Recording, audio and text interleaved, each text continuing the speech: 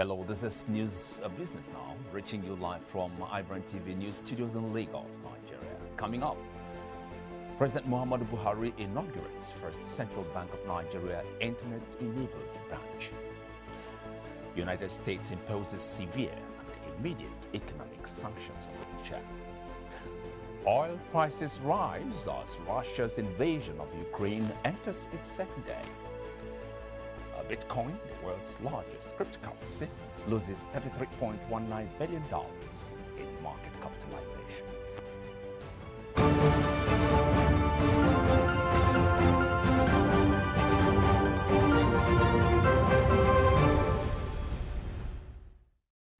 Hello again and thanks for joining us. Michael Nath here. We begin business now from Russia, looking at the impact of the invasion on the state of the economy and business activities across the globe. Oil prices rose on Friday amid investor concerns over tightening supplies as Russia's invasion of Ukraine entered its second day. The price of Brent crude oil rose by more than 2% to $101 a barrel as fighting appeared to intensify near the Ukrainian capital Kiev. But stock markets in Europe and Asia rebounded as investors assessed Western sanctions on Russia. The UK, the US, the EU and others have announced sanctions against Russia. The UK imports 6% of its crude oil and 5% of its gas from Russia. But there are concerns sanctions could constrict supplies and drive up prices worldwide. RAC fuel spokesman Simon Williams said sadly more increases are on the way due to the increase in the price of crude oil and the pound weakening against the dollar, making wholesale fuel more expensive to buy for retailers in the UK. Now, world's richest man, Elon Musk and Jeff Bezos, lost a sum of $18.71 billion in a single day following the invasion of Ukraine by Russian troops on Thursday. The CEO of Tesla and founder of SpaceX, Elon Musk, saw his net worth drop to $199 billion after losing $13.3 billion, which brings his total year-to-date loss to $771.7 billion. This according to the Bloomberg Billionaires Index tracker.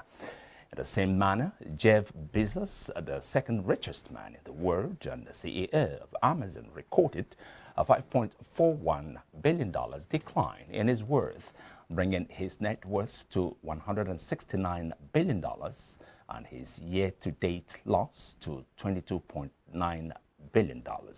The decline in both their net worths came on the back of the announcement that Russian troops have invaded some parts of Ukraine, which caused sell-off sentiments in various markets. Now, the ruble firmed on Friday after hitting all-time lows in the previous session when Russia began invading Ukraine, while stock indexes rose sharply after their biggest one-day fall on record.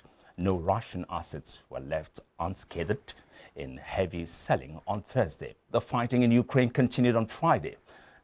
Now, at 0.22 GMT, the ruble gained 2.3% against the dollar to 83.30 after hitting a record low of 89.60 in highly volatile trading on Thursday.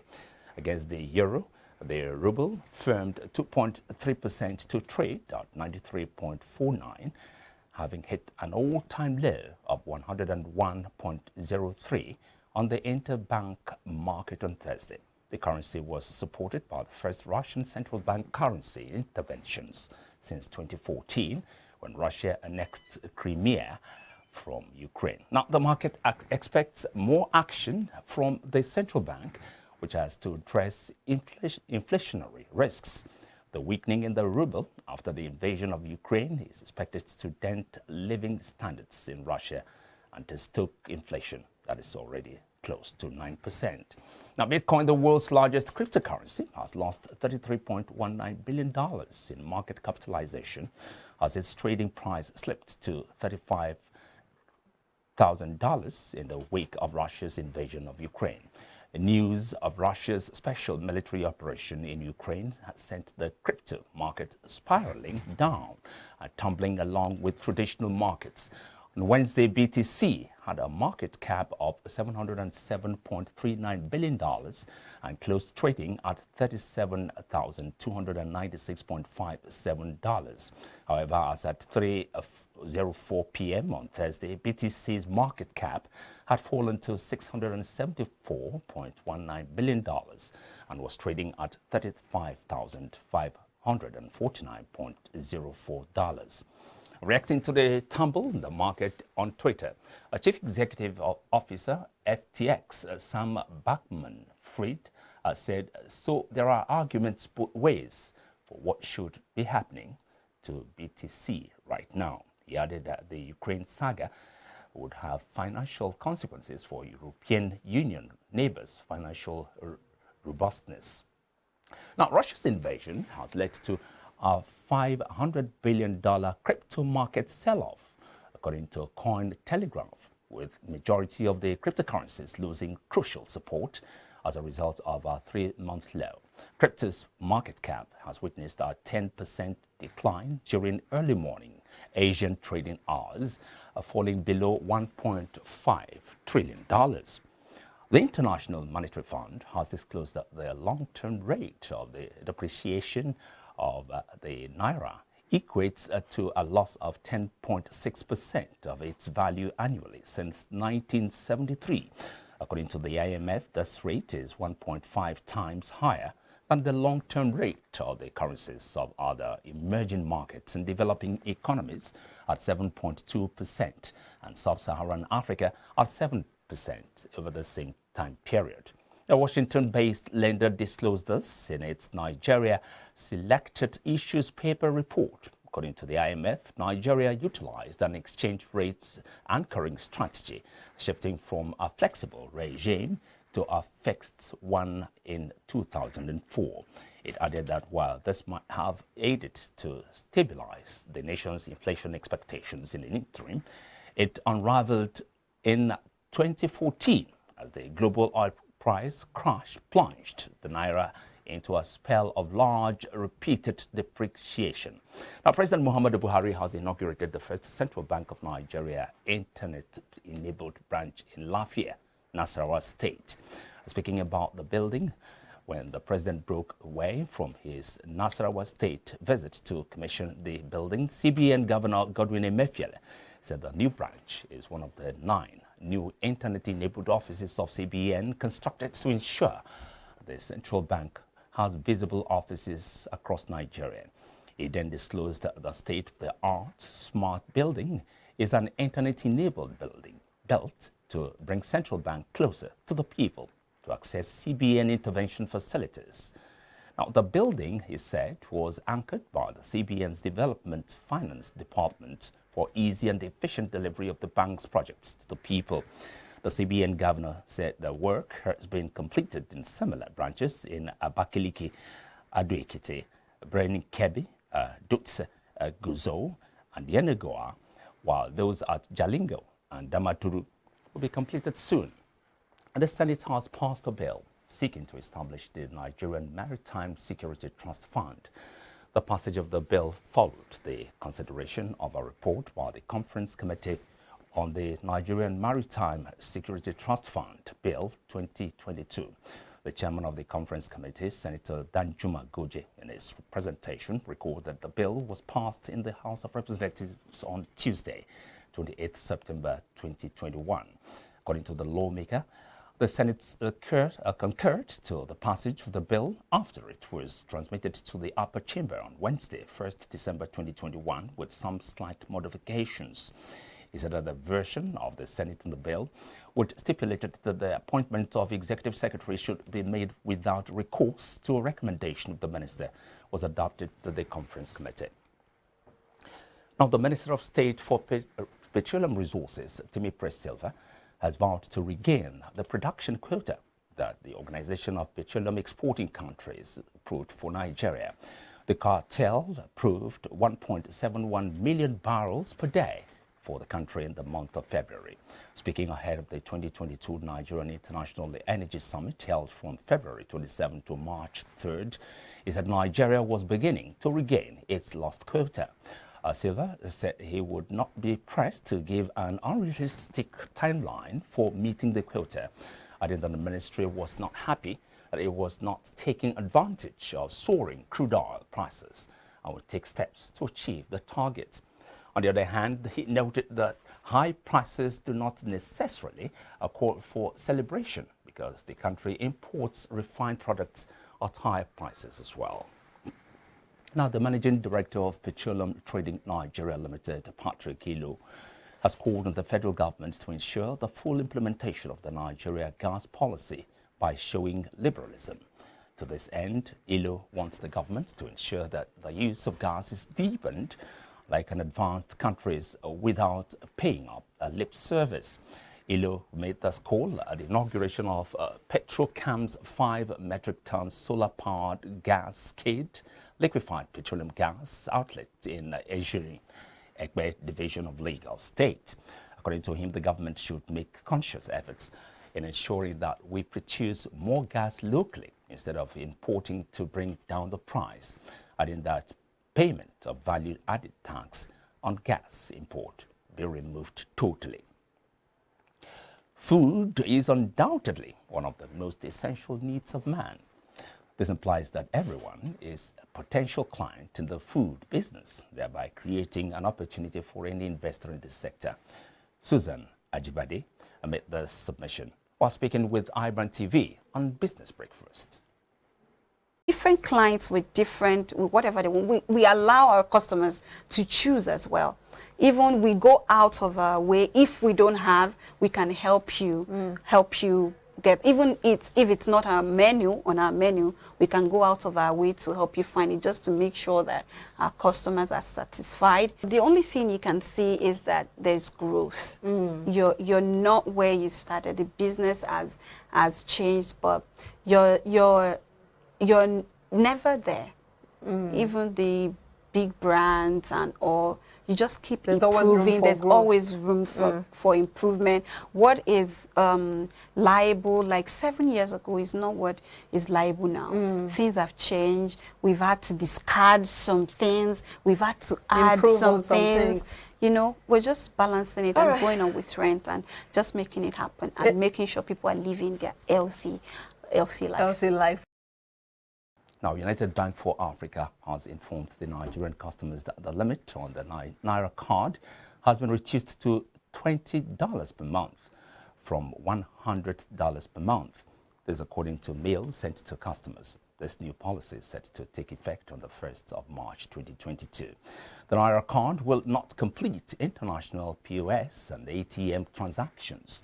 This means customers can only perform ATM cash withdrawals and purchases payments via POS terminals only locally.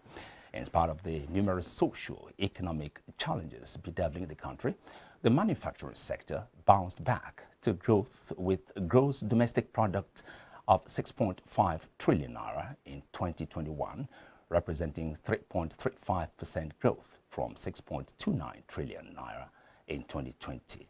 The sector had recorded a contraction of 2.75% in 2020 from 6.47 trillion naira GDP.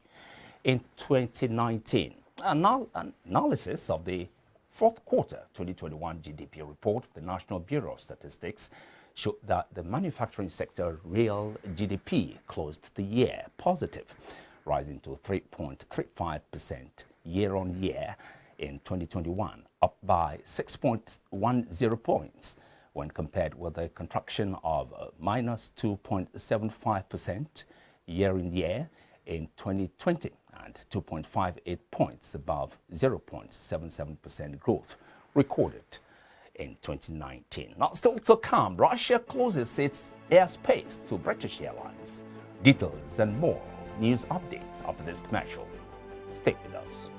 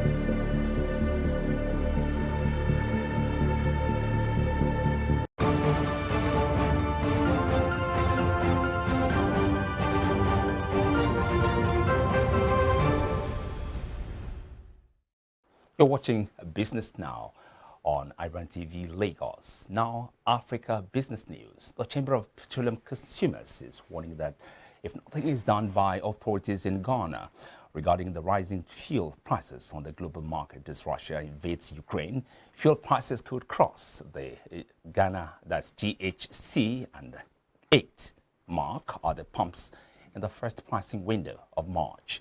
A barrel of Brent crude oil, which was going for about $66 a year ago and $78 at the start of 2022, jumped 7.3% to $103.9 a barrel just before 10 a.m. GMT on Thursday, the highest level since July 2014.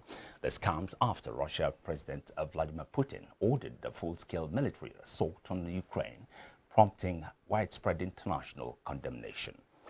Now, investors at the Nairobi Securities Exchange on Thursday lost 92 billion shillings as global stocks plunged after President Vladimir Putin launched an invasion of Ukraine, making it the biggest single-day loss in over 2 years. The market capitalization closed at 2.453 trillion shillings compared to 2.546 trillion shillings on Wednesday, with Safaricom, East African Brewers Limited, and the big banks leading in shedding value in the wake of the sell-off. Now, the blue chip stocks are favorites of foreign investors who in recent days have been selling shares at NSE, pushing the value of the Brewers to a 7-month low. The fall in share value was the steepest in a single trading day since March 2020, when the COVID-19 pandemic first hit Kenya. More foreign news now. Russia has banned British Airlines from landing at its airports or crossing its airspace, its state civil aviation regulator said on Friday. Russia said the move was a response to the unfriendly decisions by the UK aviation authorities. On Thursday, the UK banned Russia's national airline Aeroflot from landing in Britain. The measure was part of sanctions introduced following Moscow's invasion of Ukraine. The move follows London's ban on the flights of Russian flag carrier Aeroflot, imposed in response to Russia's invasion of Ukraine. British Airways said in a statement it was notifying customers on cancelled services and would offer full refunds. Major Russian banks will be excluded from the UK financial system, and oligarchs have been targeted in new sanctions announced by Boris Johnson. The Prime Minister told the House of Commons they were the largest and most severe package of economic sanctions that Russia has ever seen. Russia's national airline Aeroflot will also be banned from landing in the UK. It follows Moscow's invasion of Ukraine, which began with the airstrikes in the early hours of Thursday morning. Johnson told MPs that Russian President Vladimir Putin was a blood-stained aggressor who would stand condemned in the eyes of the world and of history for invading Ukraine. Announcing the measures, the Prime Minister said the UK and its allies had tried every avenue for diplomacy under the final hour, but he believed Putin had always been determined to attack Ukraine. We now go on a commercial break. I will return shortly to link up with Perpetua for more news updates. I'm Michael Now. Thanks for watching.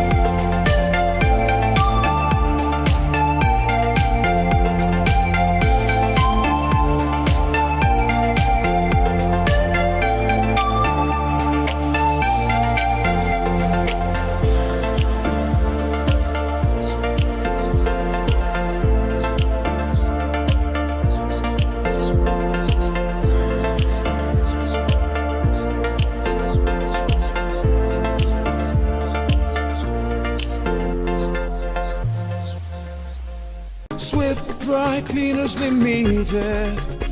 Professional dry cleaners.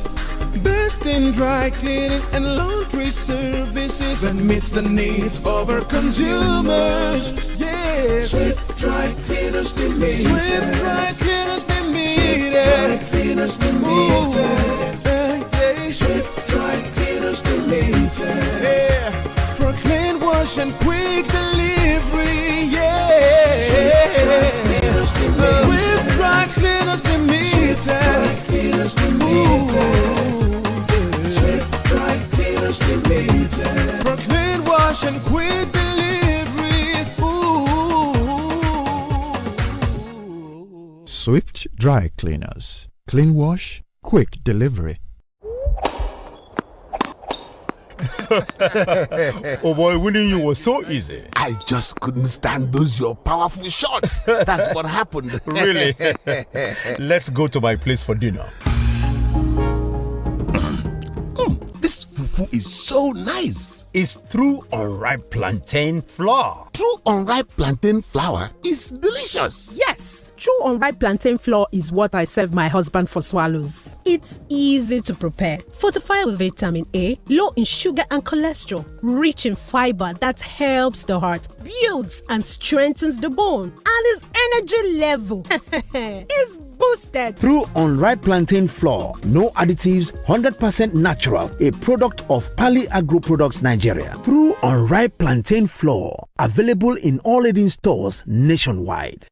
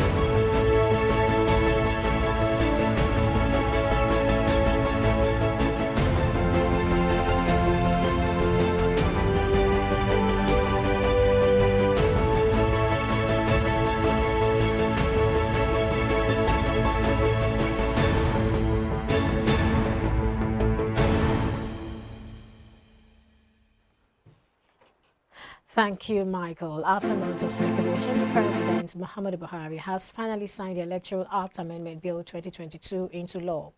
President Buhari signed the bill at the Council Chamber of the Presidential Villa in Abuja on Friday. The Vice President, Professor Yemi Osinbajo, President of the Senate, Ahmed Lawan, and Speaker of the House of Representatives, Femi Gbajabiamila, were present to witness the signing of the bill. In his address, President Buhari said, in line with established tradition, he received input from relevant ministries, departments, and agencies of government after careful and thorough reviews of the bill and its implications to democratic processes in Nigeria. He said, and I quote, "It is gratifying to know that the current bill comes with a great deal of improvement from the previous Electoral Bill 2021. There are salient and praiseworthy provisions that could positively revolutionize elections in Nigeria through the introduction of new technological innovations. These innovations would guarantee the constitutional rights of citizens to vote and to do so effectively."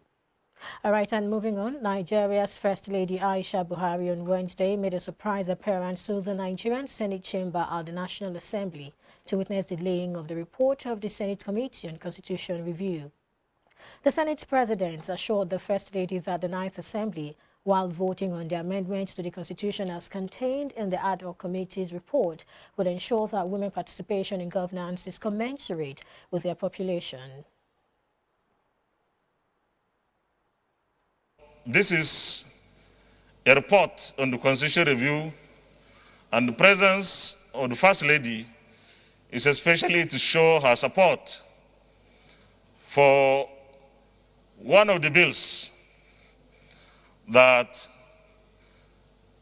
want to create an affirmative action for more female parliamentarians in both chambers, in the Senate and the House and the state legislatures.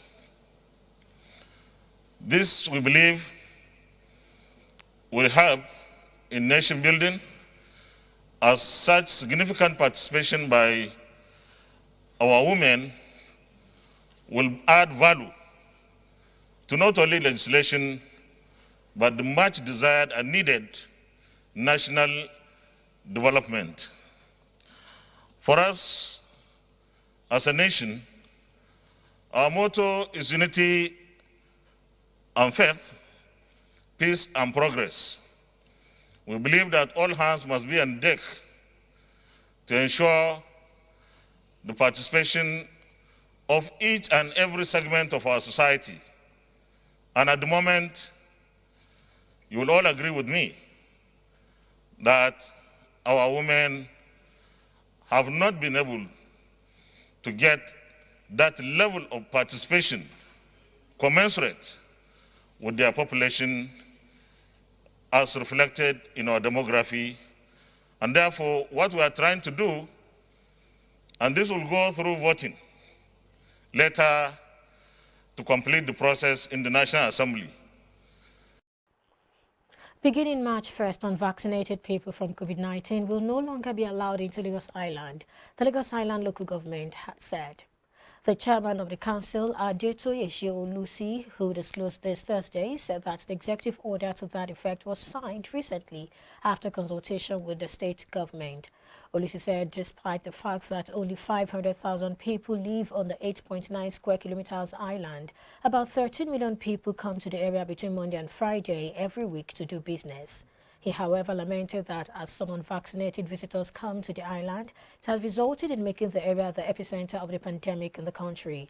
The local government boss said that officials of the council will, beginning from March 1, 2022, commence the enforcement of its recently signed Executive Order 3, requiring mass vaccination and mask wearing by council employees, contractors, and all persons in local government buildings and properties to prevent the spread of COVID-19.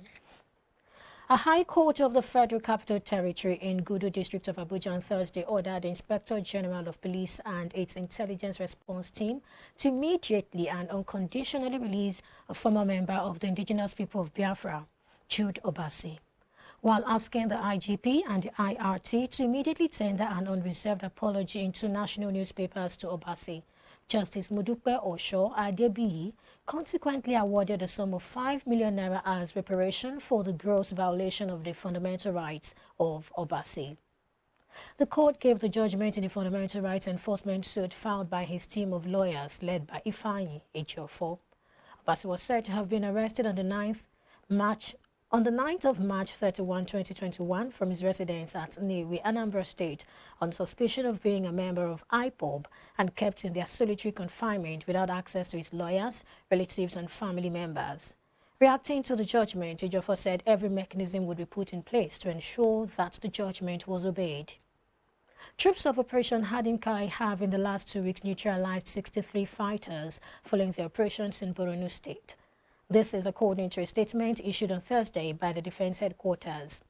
In his brief, Defense spokesman Major General Bernard Onyoko disclosed that troops' operational activities in Bama, Mafa, Dikwa, Gamburu, Gwoza, Banki Junction, and Kondiya, all in Borno State, led to the surrendering of 466 Boko Haram and ISWAP terrorists and their families.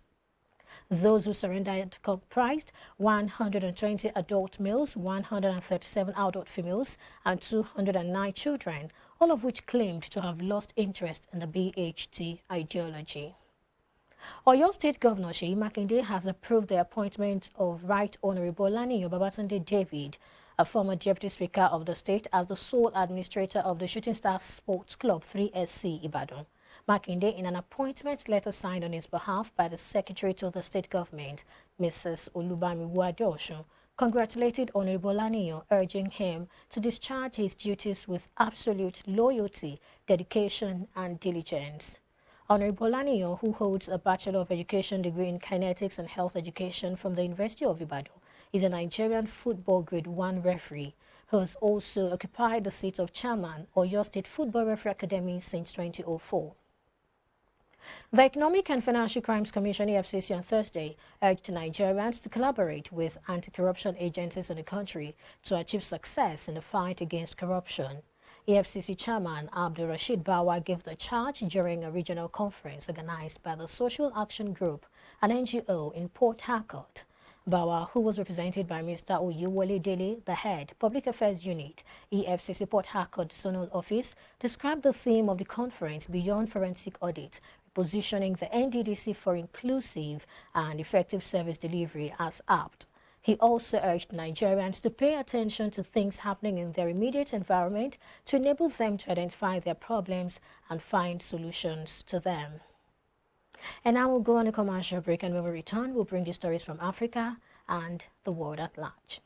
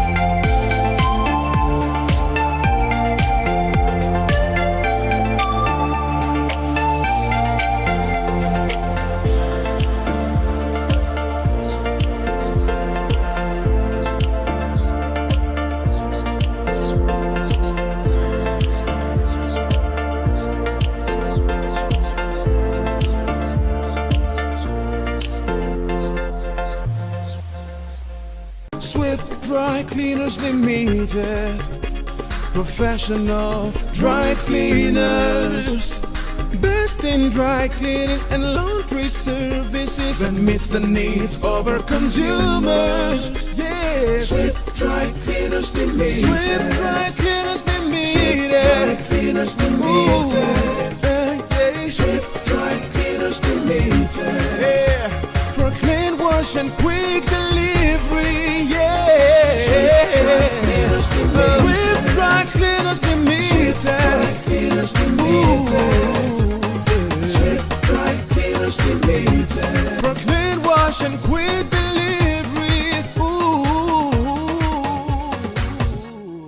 Swift Dry Cleaners. Clean wash, quick delivery.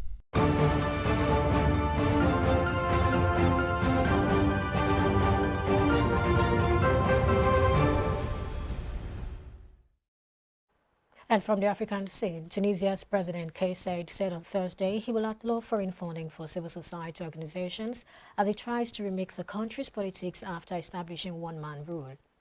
Civil society organizations, including some that have had funding from Western democracies, have played a significant role in Tunisia since the 2011 revolution that introduced democracy. Saied said non-governmental organizations must be prevented from accessing external funds, and we will do that. Last summer, Saied suspended elected parliament and assumed executive power before brushing aside the constitution to say he will rule by decree during an interim period. And on a foreign scene, Ukrainian officials said a Russian aircraft had been shot down and crashed into a building in Kiev overnight, setting it ablaze and injuring 8 people. A senior Ukrainian official said Russian forces would enter areas just outside the capital later on Friday, and that Ukrainian troops were defending positions on 4 fronts despite being outnumbered. Kiev City Council warned the residents of the Obolon district near an air base seized on Thursday by Russian paratroopers to stay indoors because of the approach of active hostilities. Windows were blasted out of a 10-story apartment block near Kiev's main airport, where a 2-meter crater filled with rubble showed where a shell had struck before dawn. A policeman said people were injured, but none was killed. Witnesses said loud explosions could be heard in Kharkiv, Ukraine's second biggest city, close to Russia's border, and air raid sirens sounded over Lviv in the west. Authorities reported heavy fighting in the eastern city of Sumy. Russia will impose retaliatory sanctions on Western nations on the basis of reciprocity, the Kremlin said on Friday. Kremlin spokesman Dmitry Peskov said sanctions would cause problems for Russia, but they would be solvable as it had reduced its dependence on foreign imports. He declined to comment on how long Russia's invasion of Ukraine, which prompted the sanctions, would last, and said questions about Ukrainian civilian deaths should be referred to the military. And now in sports news, Season 2 of the much-anticipated Pella Unity Cup has kicked off in Shaki Town, an agrarian community of Oyo State. All 10 local government areas in the Oke-Ogun axis are participating in the football tournament. Speaking at the opening ceremony, Shina Pella, representing Isheyin Itesiwaju, Kajola, Iwajo Federal Constituency, disclosed that the tournament will feature 440 players from 20 teams as the winner will smile home with 750,000 naira. The reason behind Pella Unity Cup is the fact that we understand that youth plays an important role in the development and the peace of our nation. And it starts from unifying them. I see football as a tool for us to be able to develop unity among the young minds. I believe this is the time as a nation that we should suck out all the hatred within us, which are caused by political ideology, religion, ethnicity, different sort of factors. We have a lot of sports, not only football and all that. And if our youth are engaged with all this, we won't be seeing all these things that we are talking about. The way things are, I believe sports is the most interesting thing that's engaged youth. Away from Oyo State, we now join Samson for more sports news.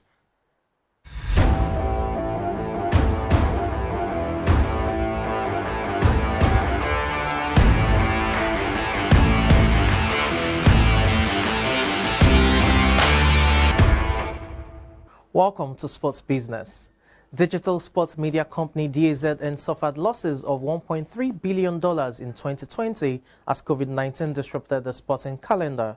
Revenue rose only 6% year-on-year from $819 million to $871.8 million. In contrast, the DAZN's revenue grew 76% in the year before.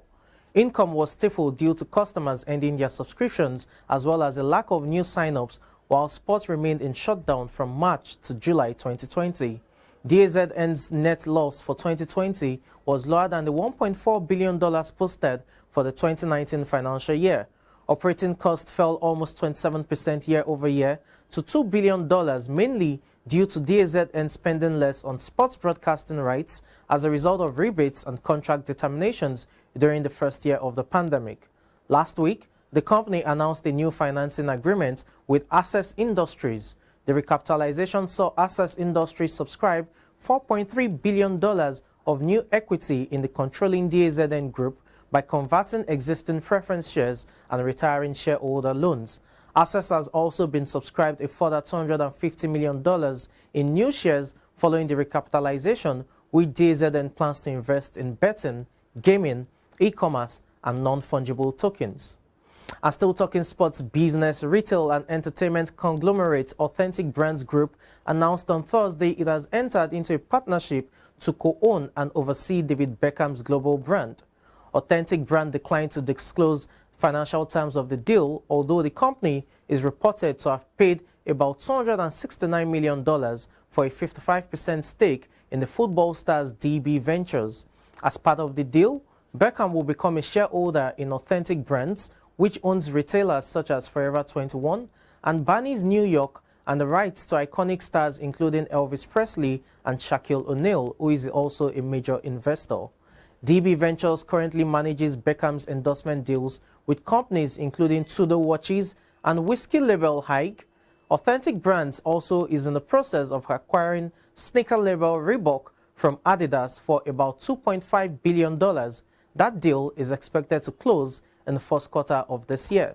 And finally, on sports business at this hour, another group has entered the fray for the ownership of the Denver Broncos, representing not just a new bidder, but an entirely new concept. By the Brokers, a decentralized autonomous organization, is looking to raise over $4 billion to purchase the team. The DAO, which uses blockchain technology to verify ownership and establish governance rules, includes a group of attorneys, accountants, software developers, and professional athletes. It is led in part by former Cisco attorney Sean O'Brien. The DAO could conflict with NFL bylaws, which require every ownership group to have a principal owner with a 30% stake and cap groups at 24 people. The sale is expected to break the record for the largest sports team purchase in U.S. history. And that's it on Sports Business. I'm Samson Oloide.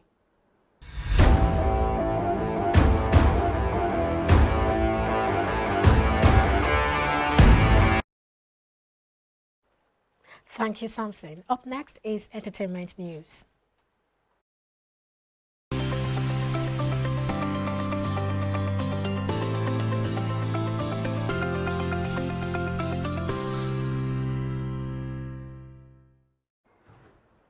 Hello, this is Entertainment Business reaching you at this hour. I am Michelle Abanu. K-pop superstars BTS were named the 2021 IFPI Global Recording Artist of the Year on Thursday, making them the first act to win the awards 2 years running. The 7-member boy band has led the global K-pop craze since 2013 with their upbeat songs and dances, building a huge and loyal fan base around the world. Last year, their singles Butter, Permission to Dance, and My Universe, a joint release with Coldplay, all topped the US Billboard Hot 100 charts. They continued to enjoy success at home in South Korea, and their Japanese language greatest hits album BTS The Best topped Japan's Oricon year-end album chart at the close of 2021, the first for a non-domestic act in 37 years, IFPI said. By performing in 3 different languages, they demonstrate their extraordinarily unique global appeal, Francis Moore, chief executive of the IFPI music industry body, said in a statement. Away from that, antique props used in the production of hit Netflix royal drama The Crown were stolen last week, but the robbery is not expected to delay filming, British police and a spokesperson for the streaming service said on Thursday. Britain's Sun newspaper said the stolen items were worth around £150,000 and it included jewelry, candelabras, silverware, a doomed bird cage and a replica of a rare Fabergé egg acquired by Queen Elizabeth's grandfather George V in 1993. The robbery happened near the English town of Doncaster. The award-winning drama about Britain's royal family has been filming its 5th season with a new cast including Imelda Staunton playing an older Queen Elizabeth and Elizabeth Debicki portraying the late Princess Diana. South Yorkshire police said they were called to a location near Doncaster on the afternoon of February 16th, after 3 vehicles containing props used in film and TV were broken into, a number of items taken. And that's it on entertainment business. I'm Michelle Abano.